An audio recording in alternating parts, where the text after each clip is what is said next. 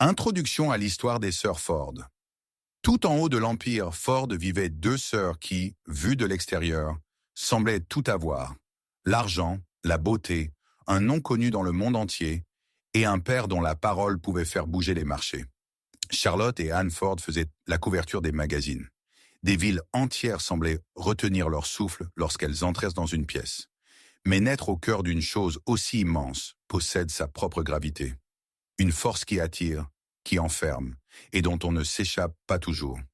Ce qui est arrivé à ces deux sœurs n'est pas une simple histoire de richesse, de luxe ou d'excès. C'est quelque chose de beaucoup plus humain. C'est l'histoire de deux femmes nées dans un monde qui ressemblait à un conte de fées, mais qui exigeait un prix dont presque personne ne parlait à voix haute. Un monde où le nom de famille ouvrait toutes les portes, mais pouvait aussi voler l'intimité, la liberté et la possibilité de devenir quelqu'un entièrement par soi-même. L'architecte de l'Empire, Henry Ford II. Pour comprendre Charlotte et Anne Ford, il faut d'abord comprendre leur père. Pas la légende des journaux, pas le président du conseil d'administration photographié dans les salles de réunion, mais l'homme réel qui a façonné tout ce qui est venu après lui. Henry Ford II est né le 4 septembre 1917 à Détroit, dans le Michigan. Il était le fils aîné d'Edsel Ford et le petit-fils aîné d'Henry Ford, l'homme qui avait bâti l'entreprise, transformé à jamais l'industrie américaine et créé l'une des plus grandes fortunes industrielles que le monde ait jamais connues. Dès la naissance d'Henry II, le poids de cet héritage l'attendait déjà. Il a grandi à Fairlane, à Dearborn, puis dans la propriété d'Edsel et Eleanor Ford au bord du lac Saint-Clair, à Grosse Pointe Farms. Une demeure de 50 pièces au bord de l'eau, qui ressemblait davantage à un petit royaume privé qu'à une simple maison. Il a étudié à la Hotchkiss School, dans le Connecticut, puis à Yale, où il était davantage une figure mondaine qu'un étudiant brillant. Il n'a jamais obtenu son diplôme. Son grand-père, le premier Henry Ford, est mort en 1947. Mais la famille avait déjà rappelé Henry II de la marine 2 ans plus tôt, en 1945, pour sauver l'entreprise du désordre et du manque de direction dans lesquels elle s'enfonçait. Il n'avait que 27 ans lorsqu'il a pris cette responsabilité. Et il l'a assumée avec un sérieux qui a surpris ceux qui l'avaient jusque-là considéré comme un playboy privilégié. Pendant les 3 décennies et demie suivantes, il a transformé Ford Motor Company, alors entreprise d'après-guerre mal gérée et à la dérive, en une multinationale cotée en bourse. Il a été président de l'entreprise de 1945 à 1960, directeur général de 1947 à 1979 et président du conseil d'administration de 1960 à 1980. Il a lancé le programme Ford GT40, qui a brisé la domination de Ferrari au Mans, avec 4 victoires consécutives de 1966 à 1969. Il a recruté Lee Iacocca, puis l'a licencié de manière restée célèbre. Quand on lui demanda pourquoi, il répondit avec sa franchise habituelle que parfois, tout simplement, on n'aime pas quelqu'un. Il a donné à la Mustang sa place dans la culture américaine. Il a introduit l'entreprise en bourse en 1956, levant 650 millions de dollars. On le surnommait Hank the Deuce, un surnom qui mêlait affection et prudence. Et il dirigeait l'entreprise comme si elle lui appartenait personnellement, ce qui, à bien des égards, correspondait encore à l'esprit de cette dynastie familiale. Mais Henry Ford II avait aussi une personnalité démesurée en dehors des affaires. Il aimait boire, il aimait les femmes, il aimait les yachts, l'art et la compagnie de gens aussi imposants que lui. Cette combinaison d'un pouvoir professionnel immense et d'une vie privée agitée, vaste et parfois imprévisible, signifiait que l'homme que ses filles ont grandi en observant semblait toujours être au moins 2 personnes à la fois. Le grand industriel sérieux qui apparaissait dans les salles de conseil et l'homme impulsif qui, dans certains moments, se souciait assez peu de ce que le monde pensait de lui. Les fondations de la famille. Derrière le titan de l'industrie se trouvait un mariage qui définissait le rang social du nom Ford. En 1940, Henry Ford II épousa une femme nommée Anne McDonnell. Elle était grande, composée, profondément catholique et issue d'une famille new-yorkaise influente. Leur mariage eut lieu à Southampton, célébré par l'évêque Fulton J. Sheen lors d'une cérémonie qui reçut une couverture médiatique normalement réservée aux familles royales. Le mariage dura 24 ans et donna naissance à 3 enfants. Charlotte, née le 3 avril 1941, Anne, née en 1943, et leur fils Edsel Ford II. Les deux filles grandirent au cœur même de l'aristocratie américaine. Leur enfance se partageait entre un triplex sur la 5e avenue à Manhattan, la propriété familiale au bord du lac St. Clair et les étés dans le domaine familial de Southampton. Elles furent éduquées dans des pensionnats catholiques stricts. Charlotte fréquenta le Convent of the Sacred Heart à Norriton, dans le Connecticut. Elle voyageait en Europe à chaque saison avec le naturel dont d'autres enfants allaient en colonie de vacances. Elle rencontrait présidents, diplomates et grands industriels qui passaient dans l'orbite de leur père aussi naturellement que d'autres croisent leurs voisins. Charlotte était l'aînée, posée, consciente de son image, volontaire et déterminée, avec une allure que les photographies pouvaient transformer en quelque chose de presque royal. Elle avait l'élégance maîtrisée de sa mère et la volonté de son père. Anne avait 2 ans de moins. Elle était plus douce de tempérament, plus spontanément joueuse, celle qui faisait rire les gens. À l'approche de l'âge adulte, toutes deux faisaient déjà partie des jeunes femmes les plus célèbres d'Amérique. Non pas à cause de ce qu'elles avaient accompli, mais à cause du monde dans lequel elles étaient nées. Elles étaient aussi, d'une manière qui ne deviendrait évidente que plus tard, 2 femmes qui grandissaient dans l'ombre d'une figure immense, dont les attentes façonnaient l'air autour d'elles. Henry Ford II n'a pas élevé des filles vides ou oisives, ni Charlotte ni Anne ne l'étaient. Mais le monde dans lequel elles évoluaient leur offrait très peu de chemins qui leur appartenaient vraiment. Et les chemins disponibles étaient presque entièrement définis par l'homme qu'elles épouseraient et par ce que ce mariage signifierait pour le nom de la famille. L'effondrement du point fixe. La stabilité de leur enfance fut brisée par une séparation publique qui changea tout. Soudain, tout ce sur quoi leur monde avait été construit commença à se transformer. Le divorce qui bouleversa la forme même de leur vie eut lieu en 1964, lorsque Henry Ford II et Anne McDonnell Ford divorcèrent après 24 ans de mariage. Pour les personnes les plus proches d'eux, ce ne fut pas une surprise. La tension entre la personnalité bruyante, expansive et agitée d'Henry et la dignité froide et maîtrisée d'Anne s'était accumulée pendant des années. Henry entretenait une liaison avec une Italienne nommée Maria Cristina Vettore, une femme élégante, internationale, différente de la première Madame Ford à presque tous les égards. Lorsque le divorce fut prononcé, il tomba dans la presse comme une pierre dans une orque au calme. Les chroniques mondaines suivirent à chaque détail. Détroit regardait, le pays regardait. Pour Charlotte et Anne, qui avaient alors un peu plus de 20 ans, ce divorce fut le moment où le sol se déroba sous leur monde. La famille qui avait été le point fixe de leur existence, le triplex de la 5e avenue, les saisons à Southampton, l'image d'une mère et d'un père au centre de quelque chose de solide, tout cela avait disparu. Leur mère emménagea dans son propre appartement sur la 5e avenue. Les filles partirent de vivre avec elle. De l'extérieur, elles avaient toujours le nom, l'argent et leur place dans les cercles les plus élevés. Mais à l'intérieur, leur monde avait perdu l'axe autour duquel tout tournait jusque-là. La vie dans le jet, cette sortie des décombres du mariage de leurs parents, les sœurs devinrent les icônes d'une nouvelle élite internationale. Presque immédiatement, elles furent entraînées dans un monde auquel la presse avait déjà donné un nom, le Jet Set.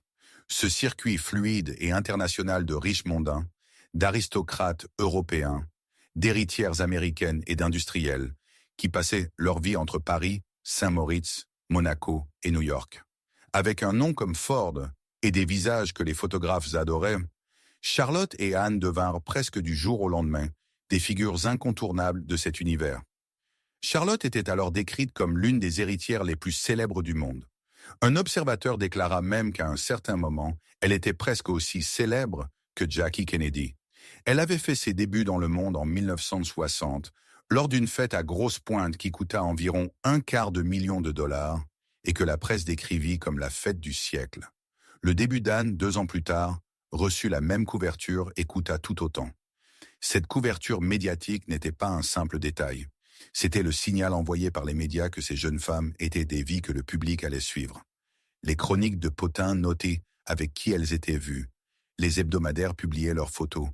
Ensemble ou séparément, elles fréquentaient une grande variété d'hommes issus du monde du jet-set.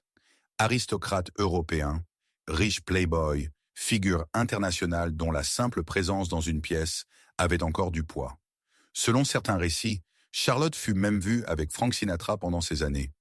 un détail que sa sœur Anne évoquerait plus tard avec un certain amusement et une régularité malicieuse. Les deux sœurs étaient déjà habituées à cette forme particulière de célébrité qui s'attache au grand nom. Mais après le divorce de leurs parents, cette célébrité s'intensifia. Elles étaient jeunes, belles, indépendamment riches et totalement privées de leur ancien point d'ancrage. Dans le monde du jet-set du milieu des années 1960, c'était une combinaison qui attirait un type d'attention très particulier. L'union controversée de Charlotte. L'une des sœurs allait faire la une des journaux avec un mariage qui défiait les attentes sociales et les souhaits de sa famille. Les hommes qui entrèrent alors dans leur vie allaient donner le ton à une grande partie de ce qui suivit, surtout dans le cas de Charlotte, avec ce mariage qui choqua le monde. En décembre 1965, eut lieu l'un des mariages les plus commentés de la décennie. Pas dans une cathédrale, pas avec faste, mais dans une suite de motels à Ciudad Juárez, au Mexique, avec un juge appelé pour célébrer la cérémonie. Charlotte Ford avait 24 ans. Son époux, Stavros Niarchos, en avait 56. Niarchos était l'un des hommes les plus riches de la planète, un magnate grec du transport maritime qui avait bâti un empire de superpétroliers. Sa fortune était estimée à plus de 200 millions de dollars à une époque où un tel chiffre était presque impossible à concevoir. C'était aussi, à tous les égards, une figure compliquée. Avant Charlotte, il avait déjà été marié 3 fois. Sa dernière épouse, Eugenia Livanos, avec qui il avait eu 4 enfants, avait finalisé son divorce avec lui quelques jours seulement avant son mariage avec Charlotte. Niarchos entra dans la vie de Charlotte pendant l'été 1964, à bord de son immense goélette à 3 mâts, le Créole, lorsque les deux familles naviguaient en Méditerranée. La romance se développa en privé. Quand la nouvelle éclata, le monde réagit avec un mélange de stupéfaction et de fascination. La fille de l'une des plus grandes familles industrielles américaines épousait secrètement au Mexique un homme de 32 ans, son aîné. La famille Ford aurait été au courant, même si elle insistait pour que toute l'affaire soit traitée avec discrétion. Henry Ford II, interrogé par un ami sur ce qu'il pensait de son nouveau gendre, répondit simplement que c'était un homme très gentil. Charlotte était enceinte lorsqu'elle se maria. Leur fille, Helena, naquit en mai 1966. Le mariage dura moins de 2 ans. Charlotte demanda le divorce en 1967 à Ciudad Juárez, la même ville où ils s'étaient mariés. Niarchos ne contesta pas la garde d'Helena. Les deux s'étaient presque immédiatement séparés dans des mondes différents après le mariage, Niarchos voyageant sans cesse à travers l'Europe, tandis que Charlotte retournait s'installer à New York avec sa petite fille. La lune de miel elle-même contenait un présage que presque personne ne remarqua à l'époque. Lorsque les jeunes mariés arrivèrent à Saint-Moritz, ils ne purent pas séjourner dans le chalet de Niarchos, car son ex-femme Eugenia et leurs 4 enfants s'y trouvèrent déjà. Le couple prit donc une chambre à l'hôtel et traversa les premiers jours de son mariage avec la discrétion que de très grandes fortunes peuvent acheter. L'image de 2 nouveaux mariés à l'hôtel, tandis que la famille précédente occupe la maison, dit beaucoup sur le type d'arrangement dans lequel Charlotte venait d'entrer. L'héritage amer et la force de Charlotte. Les conséquences du bref mariage de Charlotte allaient résonner dans les tribunaux pendant des décennies. Pour Helena, le résultat fut sans doute la partie la plus amère de l'histoire. Elle grandit en voyant très peu son père. Niarchos mourut en avril 1996 à Zurich, et lorsque son testament fut ouvert, le nom d'Helena n'y figurait pas. Sa fortune était estimée à 12 milliards de dollars. Il laissa 20% à une fondation caritative portant son nom, et le reste à ses enfants issus de son mariage avec Eugenia Livanos, à un neveu et à un petit-neveu. Sa fille avec Charlotte, son propre enfant biologique, ne reçut rien. Helena lança une contestation juridique devant les tribunaux suisses, puis grecs, affirmant qu'en tant que fille biologique, elle avait droit à une part de la succession. Le tribunal grec décida en 1997 que, même si Helena était bien l'enfant biologique de Niarchos, elle n'avait aucun droit successoral en vertu du droit grec. L'Empire lui avait fermé la porte. Charlotte se maria encore 2 fois. D'abord avec J. Anthony Forstmann, issu de la famille du textile, en 1973, un mariage qui se termina lui aussi par un divorce. Puis en 1986, elle épousa Edward Down Jr. Elle construisit sa propre vie comme créatrice de mode et auteure de livres sur l'étiquette, lançant la collection de vêtements Charlotte Ford à la fin des années 1970 et publiant 2 best-sellers sur les bonnes manières modernes. Elle siégea pendant des décennies au conseil du New York Hospital. Elle participa à des comités de bienfaisance et donna de son temps comme les femmes de son milieu et de sa génération le faisaient souvent, mais pas seulement pour associer son nom à des causes élégantes.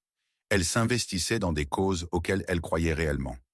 Lorsqu'on lui demanda en 1968 si elle avait déjà pensé à siéger au conseil d'administration de Ford Motor Company, elle répondit franchement qu'elle n'en avait aucune envie et qu'en plus, elle était née fille, ce qui, selon elle, réglait la question. La remarque ne semblait pas particulièrement amère. C'était simplement une constatation lucide sur la manière dont le monde avait été organisé lorsqu'elle était née. Charlotte Ford est morte paisiblement dans sa maison de New York le 21 décembre 2025. Elle avait 84 ans. Sa mort fut confirmée dans une nécrologie qui décrivait sa chaleur, son élégance et son dévouement indéfectible envers ceux qu'elle aimait. Sa fille Helena, qui avait autrefois lutté pour une part de la fortune de son père et perdue, devint la première femme de la famille Ford à occuper un poste de direction chez Ford Motor Company en tant que Chief Customer Experience Officer. Elle a dit un jour que son grand-père Henry Ford II avait été son meilleur ami. C'est lui qui lui avait appris à conduire, en insistant pour qu'elle apprenne sur une boîte manuelle dans son pick-up Ford F100. L'héritage Ford retrouva donc Helena, non pas par la fortune Niarchos qu'elle avait réclamée en vain, mais par le grand-père qui avait toujours été là. Le chemin d'Anne et le combat silencieux. Tandis que sa sœur faisait face aux caméras, Anne Ford commençait un parcours qui allait définir son véritable but. Si l'histoire de Charlotte portait des notes de résilience et de reconnexion, celle de sa sœur cadette Anne prenait une direction très différente. Une direction qui n'avait rien à voir avec le jet-set et tout à voir avec une petite fille qui ne parvenait pas à lire. Anne Ford était la plus discrète. 2 ans plus jeune que Charlotte, elle avait reçu la même éducation du jet-set, traversé le même circuit de débutante, fréquenté le même monde social.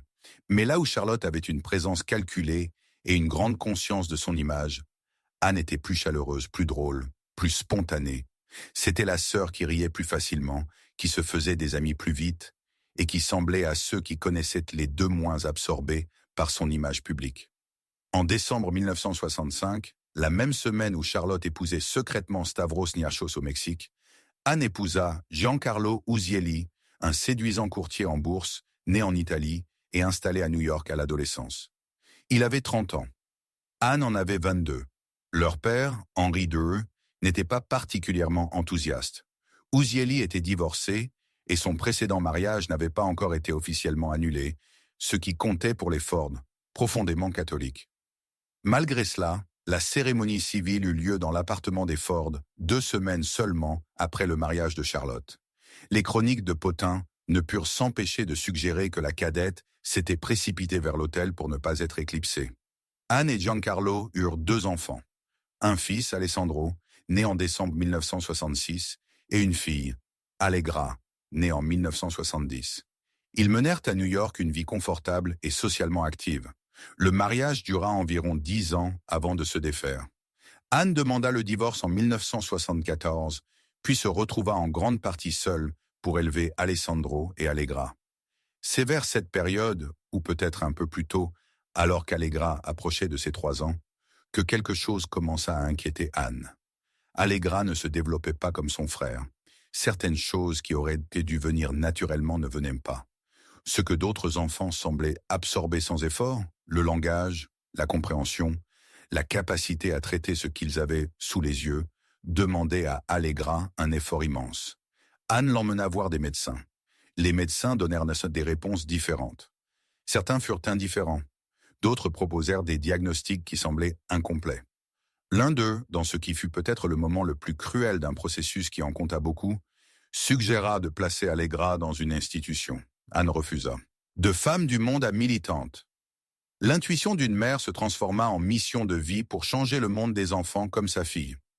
En 1976, alors qu'Allegra avait environ 3 ans, on lui diagnostiqua officiellement de graves troubles de l'apprentissage.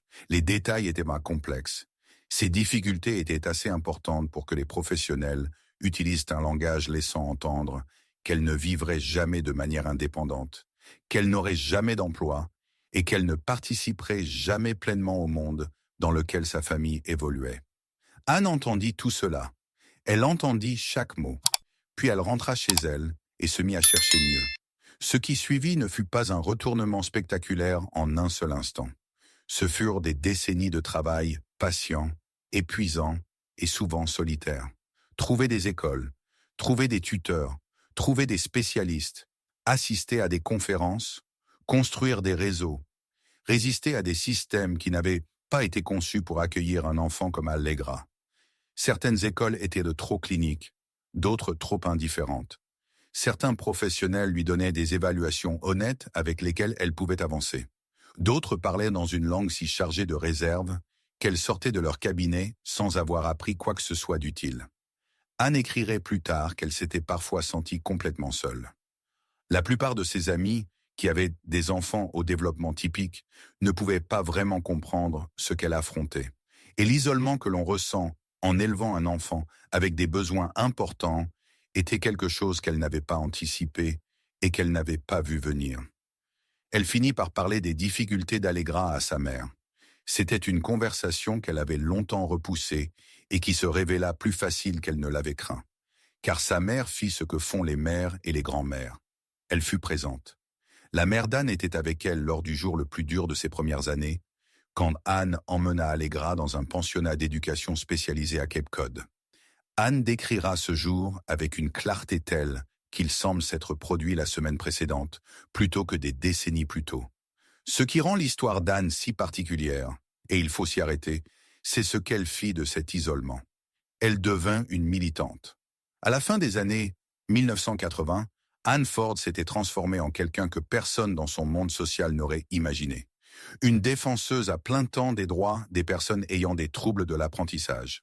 En 1989, elle devint présidente du conseil d'administration du National Center for Learning Disabilities.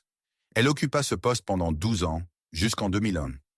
Dans ce rôle, elle conduisit l'organisation à travers une période d'expansion importante, ouvrit un bureau à Washington, D.C., organisa des sommets nationaux sur l'éducation et travailla aux côtés de représentants du Congrès pour inscrire les questions liées aux troubles de l'apprentissage à l'agenda national. En 1994, elle fut nommée par le Department of Health and Human Services à sa Commission on Childhood Disabilities comme représentante pour les troubles de l'apprentissage. Elle reçut le Lizette H. Sarnoff Award pour son service bénévole de l'Albert Einstein College of Medicine, ainsi qu'un doctorat honorifique de Lesley University. Rien de tout cela ne vint facilement, et rien de tout cela ne vint seulement grâce au nom Ford, à l'argent ou aux relations. Même si tout cela a aidé, cela vint parce qu'elle avait passé 15 ans dans les tranchées d'une expérience qui l'avait profondément rendue humble, et parce qu'elle avait décidé que, si elle avait appris quelque chose, d'autres parents méritèrent de le savoir. En 2003, elle publia un livre. Elle l'intitula « Laughing Allegra », un titre qui capturait quelque chose d'essentiel dans l'esprit de la femme qui l'avait écrit et de la fille dont il parlait. C'était un mémoire franc et précis sur ce que signifiait réellement élever Allegra. Les faux départs, les écoles qui échouent, les moments de désespoir, les rencontres avec des professionnels qui parlent dans un langage clinique et laissent une mère plus perdue encore qu'à son arrivée. C'était aussi un livre sur ce que signifie trouver la bonne aide, regarder sa fille grandir, changer et prendre pied dans un monde qui avait mis longtemps à lui faire une place. Anne dira plus tard qu'en écrivant, elle se répétait que personne ne comprendrait ce qu'elle décrivait, que les problèmes dont elle parlait étaient trop particuliers, trop intérieurs, trop liés à sa propre vie pour toucher qui que ce soit. La réalité fut exactement inverse.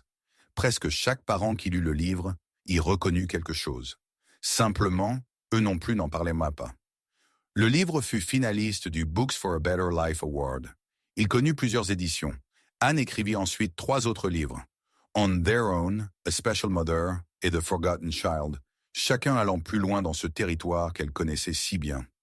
Elle continua à parler en public, à faire du lobbying discrètement et à offrir des années de savoir durement acquis à des personnes qui se trouvaient encore au tout début du chemin. Allegra finit par s'installer dans le nord de l'État de New York, où elle construisit une vie indépendante. Elle se maria le 5 mai 2012. Son frère Alessandro eut des enfants à son tour, et Anne devint grand-mère. Anne Ford se maria 2 autres fois après Giancarlo Uzieli. Une fois avec le présentateur de télévision Chuck Scarborough, visage bien connu de la télévision new-yorkaise pendant des décennies, puis une autre fois encore. Elle fut mariée 3 fois au total, selon ses propres mots, et elle écrivit sur ses mariages dans son mémoire ultérieur, A Fascinating Life, avec cet humour sec qui l'a toujours défini. Mais à travers tout cela, les mariages, les divorces, les années de militantisme, les livres, la vie publique et la vie privée, ce qui définit le plus fortement l'histoire d'Anne Ford n'est pas le nom Ford ni l'image de femme du monde. C'est la relation entre une mère et une fille à qui l'on avait dit qu'elle ne pourrait pas faire certaines choses, et qui les fit quand même, parce que sa mère refusa d'accepter la première réponse comme définitive. La rupture finale avec le père. Alors que les sœurs trouvaient leur propre chemin, leur relation avec leur père atteignit un point de non-retour. Le père qu'elles perdirent 2 fois. Tandis que Charlotte et Anne naviguaient dans les vies qu'elles avaient construites à partir des ruines des années jet set, leur père s'enfonçait de plus en plus dans un monde de sa propre création et s'éloignait de plus en plus de ses filles. Henri II épousa Christina Vettori en 1965, la même année où sa première épouse, Anne MacDonnell, obtint enfin son divorce dans l'Idaho. Christina était née en Italie, glamour, connectée au monde entier, et pendant un temps, elle se lança avec une vraie énergie dans le rôle de représentante de Ford Motor Company sur la scène internationale. Mais le mariage se détériora avec le temps. Henri était inquiet, difficile, et d'une assurance implacable. Christina se lassa des limites de cette vie auprès de lui.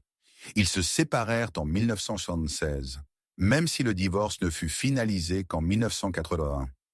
À cette époque, Henri était déjà depuis plusieurs années avec Kathleen Duros, surnommée Cathy. C'était une ancienne mannequin de Détroit, veuve, une femme sans fortune héritée, ni position sociale dans les cercles où Henri avait vécu toute sa vie. Elle avait 23 ans de moins que lui. Elle l'avait rencontré lors d'une fête en 1969. En 1975, Henri fut arrêté sur la Pacific Coast Highway, en Californie, soupçonné de conduite en état d'ivresse, avec Cathy à ses côtés dans la voiture. Sa réponse devint l'une des phrases les plus citées de sa vie publique. Ne jamais se plaindre, ne jamais s'expliquer. Henri et Cathy se marièrent à Carson City, dans le Nevada, en 1980, la même année où son divorce avec Christina devint définitif. La cérémonie fut discrète, organisée dans un lieu que Cathy avait choisi, selon ceux qui la connaissaient, en raison de sa croyance dans des indications psychiques. Charlotte et Anne n'assistèrent pas au mariage. Leur frère Edsel non plus. Ce refus n'était pas impulsif. Les filles avaient de l'affection pour Christina.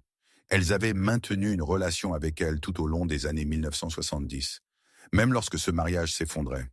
Cathy Duros était une autre affaire. Elle venait d'un monde totalement étranger à celui dans lequel les filles à Ford avaient grandi. Et quels que fussent les sentiments de leur père pour elle, Charlotte et Anne ne pouvaient pas se résoudre à se tenir là et à le regarder l'épouser. L'éloignement qui suivit fut réel et durable. Henri aurait appelé l'appartement d'Anne depuis l'Europe au milieu de la nuit, quelques jours seulement après le mariage. Il était plus de 22 heures à New York, et déjà très tard dans la nuit là où il se trouvait. Il lui fit comprendre, de cette manière que seuls les appels nocturnes d'hommes difficiles savent prendre, ce qu'il ressentait à l'idée d'avoir été laissé dehors par ses propres enfants. La rupture ne guérit jamais complètement. Lorsque Henry Ford II mourut d'une pneumonie à Détroit, au Henry Ford Hospital, le 29 septembre 1947, son fils Edsel et Cathy étaient à son chevet. Charlotte et Anne n'y étaient pas. Il avait 70 ans. Son corps fut incinéré après un service privé à Christchurch-Grosse-Pointe. Il n'avait demandé aucune pierre tombale. Son testament réservait un dernier choc. Henri laissait l'intégralité de son patrimoine dans un trust destiné à Cathy, avec les revenus pour elle jusqu'à la fin de sa vie, puis le reste revenant à ses 6 petits-enfants après sa mort. Ses 3 enfants, Charlotte, Anne et Edsel, ne recevaient rien directement. Dans un testament vidéo enregistré 3 ans avant sa mort, il expliquait que cette décision n'avait pas été prise par manque d'amour, mais parce que ses enfants étaient déjà riches et pour des raisons fiscales. Il espérait apparemment que cette vidéo empêcherait la famille de se battre pour son héritage. Elle ne l'empêcha pas. Ce qui suivit fut une bataille juridique entre Cathy et son beau-fils Edsel pour le contrôle du trust.